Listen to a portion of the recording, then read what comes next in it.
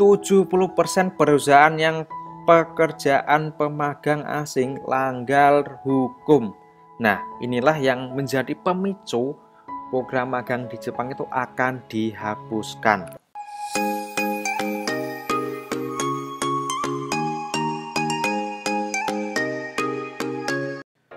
Konnichiwa minasan, selamat datang lagi di channel Edipeni, channelnya Kensuse atau X Magang.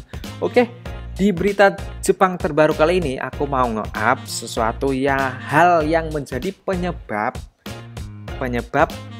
pemagangan di Jepang itu akan dihapus ya. Ini adalah sedikit masalah-masalah yang terjadi di internal di Jepang ya soal pemagangan. Nah, di sini langsung aja aku baca artikelnya. 70% perusahaan yang pekerjaan pemagang asing langgar hukum.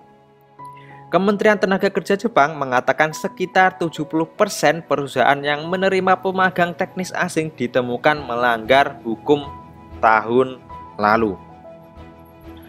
Jepang memiliki sistem yang memungkinkan para pemagang dari negara-negara berkembang untuk mempelajari keterampilan, teknologi, dan keahlian sambil bekerja di Jepang. Badan Layanan Imigrasi menyatakan bahwa hingga Desember tahun lalu Jepang memiliki 370.000 pemagang itu dari berbagai negara ya, termasuk Indonesia. Sebagai respon atas laporan dan permintaan konsultasi dari para pemagang, Kementerian Tenaga Kerja mengadakan investigasi di lokasi terhadap 8.127 perusahaan di penjuru Jepang tahun lalu dengan mengirimkan para inspektur standar ketenaga kerjaan. Inspektur tersebut menemukan bahwa 5.752 pengelola bisnis atau 70,8% dari perusahaan yang diinspeksi melanggar undang-undang standar ketenaga kerjaan. Sebanyak 24% melakukan pelanggaran terkait manajemen keselamatan di tempat kerja.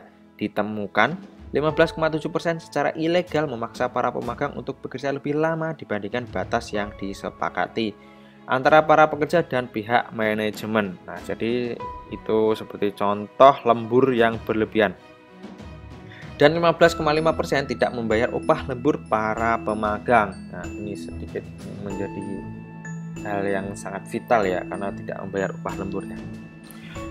Kementerian tersebut mengatakan bahwa lesunya bisnis akibat pandemi virus corona mungkin menjadi salah satu faktor di balik meningkatnya jumlah perusahaan yang tidak membayar upah lembur.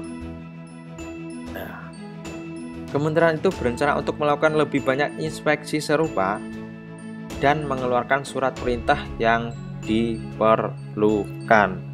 Nah, itu kalian bayangkan sendiri ya, 70% dari 100% itu instansi yang menerapkan pemagang di Jepang itu melanggar hukum ketenaga kerjaan.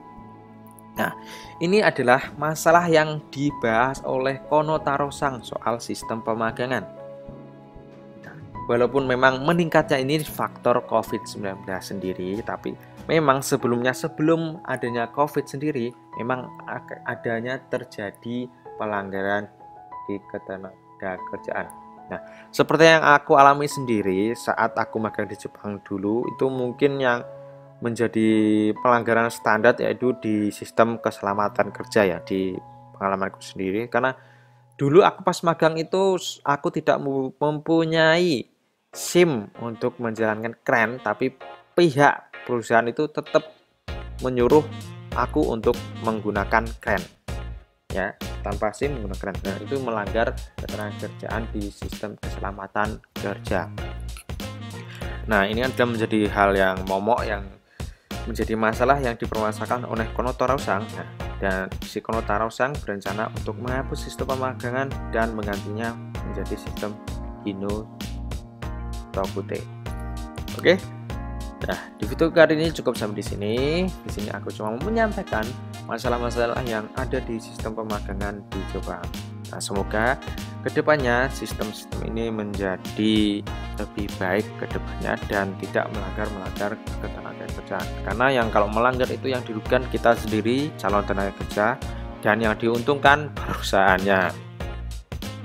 Oke, video cukup sampai di sini. Mite korete arigatou gozaimashita. Jamata nih, see you the next video.